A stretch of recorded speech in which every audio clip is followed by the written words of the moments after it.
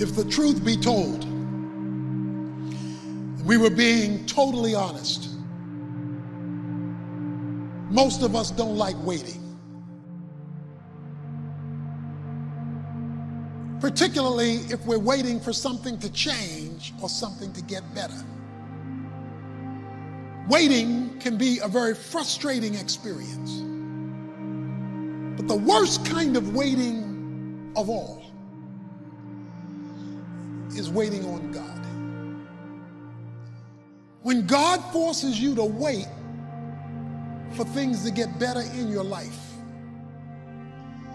for things to improve, to change, to reverse, and nothing is happening. And yet, over and over again in the Bible, we're told to wait on the Lord. The most difficult place for you to be in life is in God's waiting room. In God's waiting room. Some of you are in God's waiting room right now. What is God's waiting room? When you're in a hurry for something to happen and God isn't. That's God's waiting room. Some of you are in a hurry to graduate. Some of you are in a hurry to get married. Some of you are in a hurry to start a family. Some of you are in a hurry to launch a new business, to close a big deal. Some of you are in a hurry for a big goal, a big dream, a big accomplishment. Some of you are in a hurry for all kinds of different things, and God isn't. And one reason we get in a hurry is we think we're falling behind.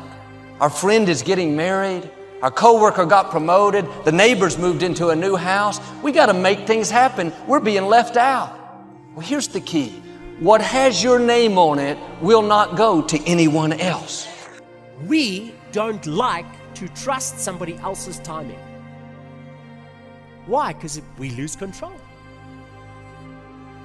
And so we'd rather than trust God, because trusting God means, my goodness, I actually have to trust God.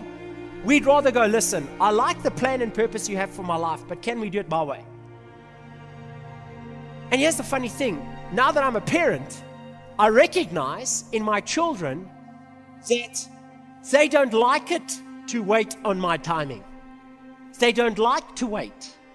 They don't like to chill and be patient. But the thing is, if they would just trust my timing, they would recognize it's for their good. It's for them to be blessed and prosperous.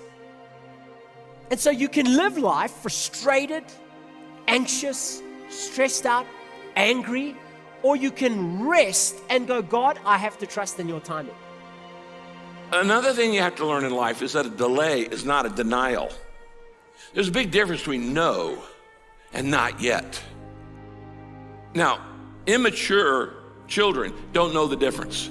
You tell a kid, not yet, they start crying and having a hissy fit because they think it means no. They don't understand a delay is not a denial.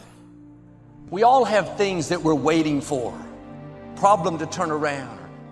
When it's taking longer than we thought, it's easy to get discouraged, to become impatient.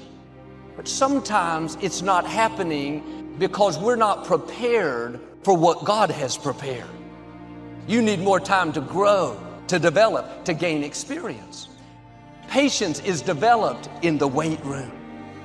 Before you see what God promised, God will send you to the wait room. You may not like it. Other people are in the game, making progress. You're stuck waiting. You may not see anything changing, but something is happening. Patience is working. You're growing, developing, getting you prepared so you can sustain what God has coming. Don't get discouraged because it's not happening as fast as you would like. When He knows you're ready, what you give birth to is going to be much bigger than you've imagined. Maybe you've been praying, being your best, but you don't see anything changing. Have a new perspective. You're in the wait room. You're not falling behind, God has you right where He wants you. Now do your part and wait with a good attitude. Thank you that what you promised is on the way.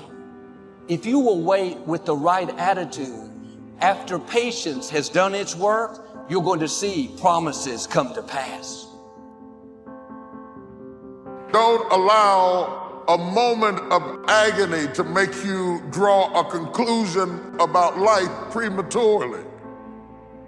Because if you just keep on walking with God, God has a way of making everything all right.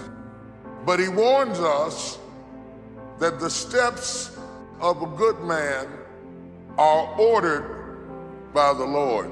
Now, the term steps implies process. Means it's going to take a while.